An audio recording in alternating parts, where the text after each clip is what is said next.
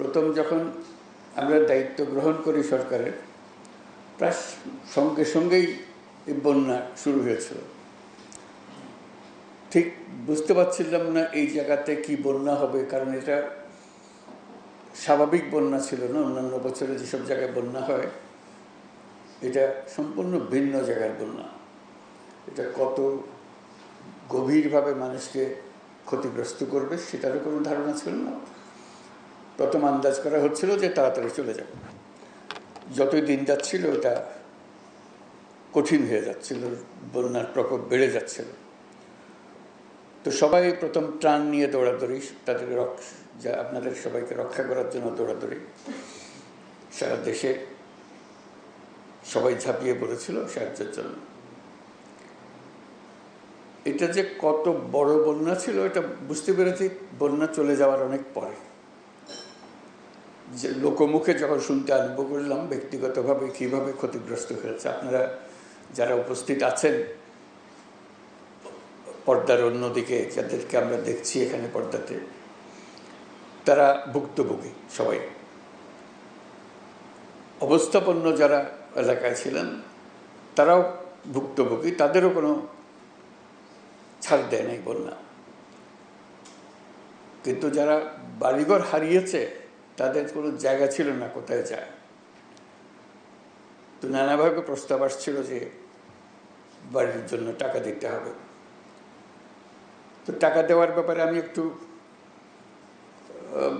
শক্ত অবস্থান নিচ্ছিলাম। আমি বললাম যে এটা টাকা দিতে গেলে এই টাকার ভাগ বাটোয়ারা অনেক রকম হয়ে যাবে, আসলে যাদের প্রাপ্য তাদের হাতে সেই টাকা পৌঁছবে কিনা। তখন একটা প্রস্তাব আসছিল যে আশ্রয়ণ প্রকল্পের মাধ্যমে করা। আশ্রয়ণ প্রকল্প সম্বন্ধে আমার পরিষ্কার ধারণা ছিল না, নামটা জানা ছিল। তো ভাবলাম যে দেখি এটা কি করা যায়। পরে জানলাম যে এটা সেনাবাহিনী করবে, তাহলে একটু স্বস্তি পেলাম যে না, এটা অন্তত টাকাটা সঠিকভাবে ব্যবহার হবে। আজকে এটার সমাপ্তি উপলক্ষে যে চাবি বিতরণ, আপনাদের হাতে চাবি তুলে দেওয়া, এটা ভালো লাগছে যে টাকাটার সঠিক ব্যবহার হয়েছে এবং ঘরটাও সঠিকভাবে নির্মাণ হয়েছে। অনেক সময় টাকা ব্যবহার হলেও গুণগত মান ঠিক হয় না। আজকে গুণগত মানের ব্যাপারেও আশ্বস্ত হলাম এবং টাকাটা যে ব্যবহার হয়েছে, আমরা যে টাকা দিয়েছিলাম তার অর্ধেক টাকাতে কাজটা করেছে। ওটা উল্টো খবর। সাধারণত যে টাকা দেওয়া হয় তার থেকে দ্বিগুণ আবার চাওয়া হয়।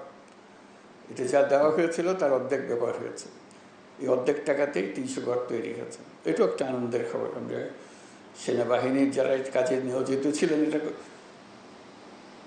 স্বাভাবিক পরিস্থিতিতে গৃহ নির্মাণ ছিল না, অস্বাভাবিক পরিস্থিতিতে গৃহ নির্মাণ ছিল।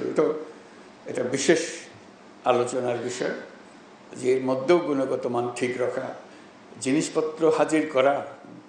ঘর নির্মাণ করতে হলে তো অনেক জিনিসের সমাবেশ করতে হয়। এটাও কঠিন ছিল। রাস্তাঘাট বন্ধ ছিল, চলতে পারছে না, ব্রিজ ভেঙে গেছে, রাস্তাঘাট ভেঙে গেছে, এর মধ্যেই কাজটা করতে হয়েছে। আজকে যে ছবিগুলো দেখলাম তাতেও ভালো লাগলো, যেটা সুন্দর বাড়ি হয়েছে। তা আমরা সবার পক্ষ থেকে সেনাবাহিনীকে অশেষ ধন্যবাদ জানাচ্ছি। এই বিপদের দিনে তারা আমাদেরকে আশ্বস্ত করতে পেরেছে এবং আজকে পেছনে ফিরে তাকানোর সময় আমরা বুঝতে পেরেছি যে এটা চমৎকার কাজ হয়েছে। ভবিষ্যতে এরকম দুর্যোগের সময় তাদেরকে আমরা কাছে পাবো।